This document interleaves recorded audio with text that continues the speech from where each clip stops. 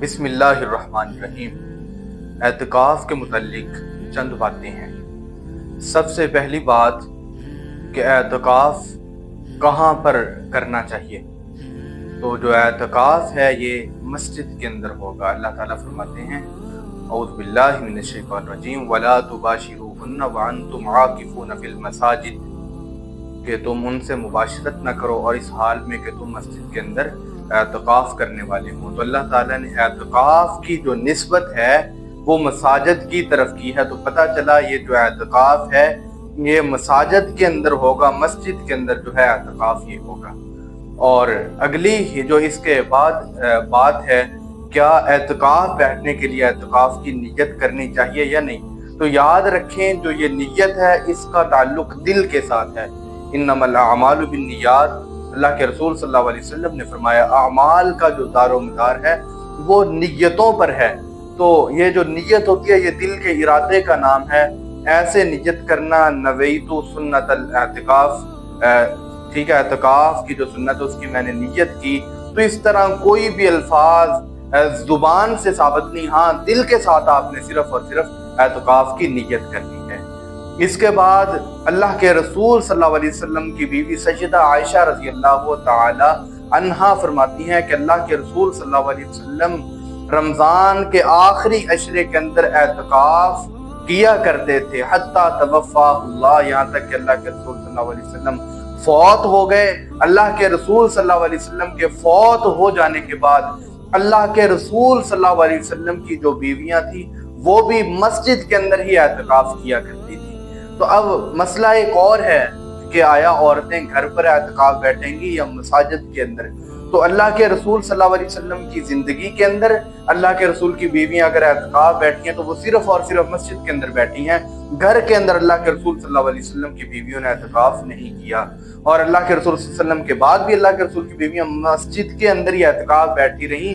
आज तक कोई भी ऐसी दलील नहीं मिल सकी जिस दलील की बुनियाद पे हम ये कह सकें कि जो औरतें हैं वो अपने घर के अंदर एतकाफ़ बैठ सकती हैं, क्योंकि वला तुबाशिरूहुन्ना व अंतुम आकिफून फिल मसाजिद, अल्लाह ताला ने एतकाफ़ की जो निस्बत की है वो मस्जिद की तरफ की है। लिहाजा ये पता चला कि अगर एतकाफ़ बैठना है तो सिर्फ मस्जिद के अंदर बैठना है। खुलाफाए राशिदीन के दौर में भी अल्लाह के रसूल सल्लल्लाहु अलैहि वसल्लम की बीवियां एतकाफ़ बैठती थी तो वो मस्जिद के अंदर बैठा करती थी। घर के अंदर औरत का एतकाफ़ जो है वो साबित नहीं है। अगर हम इसकी अहमियत पे बात करें तो अल्लाह के रसूल सल्लल्लाहु अलैहि वसल्लम हर साल रमज़ान के आखिरी अशरे के अंदर एतकाफ़ बैठते थे। और जिस साल अल्लाह के रसूल सल्लल्लाहु अलैहि वसल्लम फौत हुए हैं उस साल अल्लाह के रसूल सल्लल्लाहु अलैहि वसल्लम ने 20 दिन का एतकाफ़ किया है, वरना अल्लाह के रसूल पहले 10 दिन एतकाफ़ किया करते थे।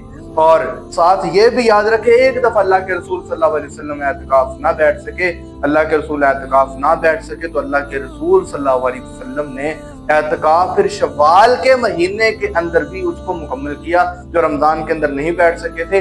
इससे इसकी अहमियत का अंदाज़ा होता है कि जो एतकाफ़ है ये भी बहुत एक अहम इबादत है, हर बंदे को इसका एहतमाम करना चाहिए। अब आते हैं जो हम एतकाफ़ बैठते हैं इसके कुछ मकासद भी हैं। अगर हम इन मकासद को मद्देनजर रखें फिर एतकाफ़ का फ़ायदा है, वरना नहीं। एतकाफ़ का एक मकसद ये है कि हमारा अल्लाह ताला के साथ ताल्लुक़ मजबूत हो जाए, अल्लाह ताला के साथ हमारा जो रिश्ता है, नाता है, ताल्लुक़ है उसके अंदर मजबूती आ जाए, हमारी रग़बत, हमारी तवज्जो अल्लाह ताला की तरफ हो जाए। अल्लाह ताला फरमाते हैं फ़इज़ा फ़रग़्त फ़ंसब व इला रब्बिका फ़रग़ब, कि पाक पैगम्बर जब आप फारिग हों, आपको फुर्सत मिले तो अपने नफ्स को हमारी तरफ गाड़ लिया करें। व इला रब्बिका फ़रग़ब, जितनी भी मशगूलियात हैं सब मशगूलियात को छोड़कर हमारी तरफ रग़बत किया करें, हमारी तरफ निस्बत किया करें। तो रमज़ान के महीने के अंदर एतकाफ़ का हमारा भी मकसद ये है कि रमज़ान के अंदर फिर एतकाफ़ के अंदर बंदे का अल्लाह ताला के साथ ताल्लुक़ मजबूत होता है, बंदे को अल्लाह ताला के साथ हम कलाम होने का मौका मिलता है। बंदा मस्जिद के अंदर होता है और फिर ताल्लुक़ बंदे का अल्लाह के साथ मजबूत होता है। और याद रखे जब अल्लाह ताला के साथ किसी बंदे का ताल्लुक़ मजबूत हो जाता है फिर बंदे के दिल के अंदर कोई ख्वाहिश होती है, अल्लाह ताला बंदे की ख्वाहिश को पूरा कर देते हैं। तो हमारे एतकाफ़ का एक मकसद ये हो कि हमारा अल्लाह ताला के साथ ताल्लुक़ मजबूत हो जाए। और दूसरा जो एतकाफ़ का मकसद है वो ये है اعتکاف بندہ اس لیے بیٹھے، یہ نیت کر کے بیٹھے کہ میں نے جو رمضان کی طاق راتیں ہیں ان راتوں کو جاگنا ہے، اور ان راتوں میں جو لیلۃ القدر کی رات ہے اس رات کو میں نے پانا ہے۔ جو 5 طاق راتیں ہیں، 21 کی رات، 23 کی رات، 25 کی رات، 27 کی رات اور 29 کی رات، یہ جو 5 راتیں ہیں، اعتکاف کرنے والا بندہ ان 5 راتوں کو سوئے نہ بلکہ ان 5 راتوں کو وہ جاگے، اور جاگ کر کرے کیا؟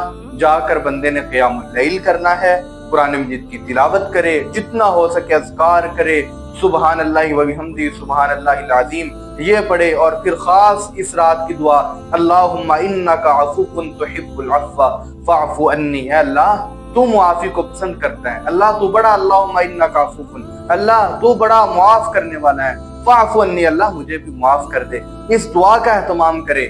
تو پھر جب ہم اس 5 راتیں جاگیں گے، اعتکاف کا مقصد یہ ہے کہ لیلۃ القدر کی رات کو پا لینا۔ پھر اللہ تعالیٰ فرماتے ہیں لیلۃ القدر خیر من الف شہر، کہ لیلۃ القدر کی جو رات ہے یہ 1000 مہینوں سے بہتر ہے۔ اب 1000 مہینوں کا اگر ہم جمع کریں تو یہ کتنے بنتے ہیں؟ یہ تقریباً 82 ایئرز۔ ایک بندہ 82 سال عبادت کرتا ہے اور ایک بندہ صرف اور صرف 5 راتیں جاگ لیتا ہے۔ تو ان 5 راتوں کو جاگنا، ایک بندہ 82 سال عبادت کرتا ہے، 82 سال ہزاروں مہینے بنتے ہیں، اتنی عبادت کرتا ہے۔ دوسرا بندہ 5 راتیں صرف اور صرف یہ 5 راتیں جاگ لیتا ہے، تو 5 راتیں جاگنے کی وجہ سے بندے کو 1000 مہینے کی عبادت سے یہ زیادہ بہتر ہے۔ اللہ تعالیٰ فرماتے ہیں لیلۃ القدر خیر من الف شہر، کہ لیلۃ القدر کی جو رات ہے یہ 1000 مہینوں سے بہتر ہے۔ تو یہ بندے کا مقصد ہو اعتکاف بیٹھنے کا کہ میں نے لیلۃ القدر کی رات کو پانا ہے۔ اعتکاف کا یہ بھی مقصد ہے، اعتکاف آپ بیٹھتے ہیں پھر قرآن مجید کی تلاوت کیا کریں۔ وَشِفَاءٌ لِمَا فِي الصُّدُورِ، ہمارے دلوں کے اندر جو بیماریاں ہیں، ہماری جو روحانی بیماریاں ہیں، ہماری جو جسمانی بیماریاں ہیں، اگر ان کا کوئی علاج ہے تو صرف اور صرف قرآن ہے۔ قرآن مجید کو بندہ ان دنوں کے اندر بیٹھ کے پڑھے، اور اگر اعتکاف کا کوئی مقصد ہے تو پھر اعتکاف کا فائدہ بھی ہے، مقصد بھی یہ ہے کہ بندہ 10 دن جو عبادت ہے وہ بڑی توجہ کے ساتھ جماعت کے ساتھ نماز پڑھتا ہے، اور یہ بھی اعتکاف کا فائدہ ہے اور مقصد بھی ہے کہ بندہ اعتکاف بیٹھنے کی وجہ سے باجماعت نماز کا اہتمام کرتا ہے، اور بندے کا جو دل ہے وہ مسجد کے ساتھ معلق ہو جاتا ہے۔ اور پھر اللہ کے رسول نے فرمایا قیامت کا دن ہوگا جن 7 لوگوں کو اللہ تعالیٰ نے اپنے عرش کا سایہ عطا کرنا، ان میں سے ایک وہ بندہ بھی ہوگا جس بندے کا جو دل ہے وہ اللہ کے گھر مسجد کے ساتھ لٹکا رہتا ہے۔ تو کتنا فائدہ ہے، اعتکاف آپ بیٹھیں گے، آپ کا جو دل ہے وہ اللہ تعالیٰ کے ساتھ معلق ہو جائے گا، اور کل اللہ تعالیٰ ہمیں عرش کا سایہ عطا فرمائیں گے۔ تو ان مقاصد کو مد نظر رکھ کے پھر آپ اعتکاف بیٹھیں کہ میرا مقصد یہ ہے، میں نے لیلۃ القدر کی رات کو جاگنا ہے، میں نے اپنا جو تعلق ہے اللہ تعالیٰ کے ساتھ وہ مضبوط کرنا ہے۔ اور پھر ایک اور جو مقصد ہے، ہم اعتکاف بیٹھتے ہیں، ہمارا جو خیمہ ہوتا ہے وہ اصل قبر نما ہوتا ہے۔ کیا مقصد ہوتا ہے؟ جیسی قبر بنتی ہے کہ بندے کو تھوڑی سی اپنی قبر بھی یاد آ جائے، دنیا کے سے بے رغبتی اختیار ہوگی، اور پھر بندے کا اللہ کے ساتھ کنیکشن مضبوط ہوگا، بندے کو پتہ چلے گا آج یہاں میں اکیلا ہوں، ایک ایسا وقت آئے گا مجھے دنیا والے بھی چھوڑ جائیں گے، قبر کے اندر بھی میں اکیلا ہوں گا۔ اور یاد رکھے اعتکاف کے درمیان کچھ کام ہیں، ان کا آپ نے ارتکاب بالکل بھی نہیں کرنا۔ ان میں سے ایک یہ ہے کہ جتنا ہو سکے آپ نے سوشل میڈیا سے دور رہنا ہے۔ کوئی فائدہ ہی نہیں ہے اعتکاف کا اگر آپ ادھر بیٹھ کر سارا دن ٹک ٹاک چلاتے ہیں، فیس بک دیکھتے ہیں، پوری دنیا کو دیکھ رہے ہیں۔ بھائی آپ صرف اعتکاف اس لیے بیٹھیں تاکہ آپ کا اللہ تعالیٰ کے ساتھ کنیکشن ہو، اللہ تعالیٰ کے ساتھ تعلق مضبوط ہو۔ لیکن اگر پھر بھی آپ دنیا کے ساتھ تعلق میں ہیں تو کیا فائدہ؟ ہاں، اگر کوئی بہت ضروری آپ کی کال ہے تو آپ اس کال کو کریں، مجبوراً کوئی بات کریں کسی سے، ورنہ آپ نے اعتکاف کے دوران سوشل میڈیا کا، موبائل کا استعمال بالکل نہیں کرنا، اور نہ ہی آپ نے مسجد سے نکلنا ہے کسی کی آپ عیادت کے لیے جائیں یا باہر کھڑے ہوں، یا جو اور لوگ مسجد کے اندر آتے ہیں ایسے ان کے پاس بیٹھے ہیں، بڑی گفتگو کر رہے ہیں۔ تو ان چیزوں سے آپ نے اعتکاف کے دوران جو ہے وہ گریز کرنا ہے۔ اللہ تعالی ہم سب کو اعتکاف کرنے کی توفیق عطا فرمائے۔ ان اريد الا الاسلام۔